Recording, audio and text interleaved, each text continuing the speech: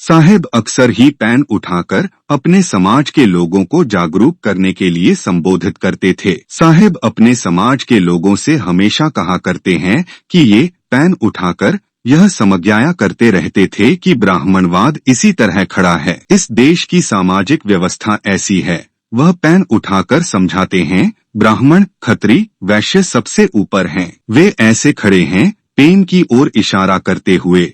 और मैं कहता हूँ कि भाई, अगर ब्राह्मण ऊपर है और अनुसूचित जाति का आदमी नीचे है तो ये सभी लोग उस पर बोझ हैं, जिससे मेरे समाज के लोगों को काम करने में बड़ी परेशानी होती है। क्योंकि यह भी नियम है कि अगर आप सामान्य स्थिति में खड़े होकर काम कर सकते हैं, आपको उस काम को करने में भी आसानी होगी और आप बिना थके उसी काम को अधिक समय तक कर पाएंगे। इसके विपरीत जब आपके सिर पर बोझ होता है तो आप काम आसानी से नहीं कर पाते, जिसके परिणाम स्वरूप आपको जल्दी जल्दी बैठने पर मजबूर होना पड़ेगा। मैं अपने समाज को जगाना शुरू कर रहा हूँ कि आप इस व्यवस्था को क्षैतिज अर्थ पृथ्वी पर लंबा, पेन लंबा पाकर बनाने का प्रयास करें, जिसमें ब्राह्मण यहाँ एक तरफ है, अनुसूचित जाति वहाँ दूसरी तरफ है। अगर इसे एक लाइन में कर दिया जाए तो किसी को कोई परेशानी नहीं होगी। यदि व्यवस्था इस प्रकार हो जाए तो हमारे समाज में किसी को भी कष्ट नहीं होगा,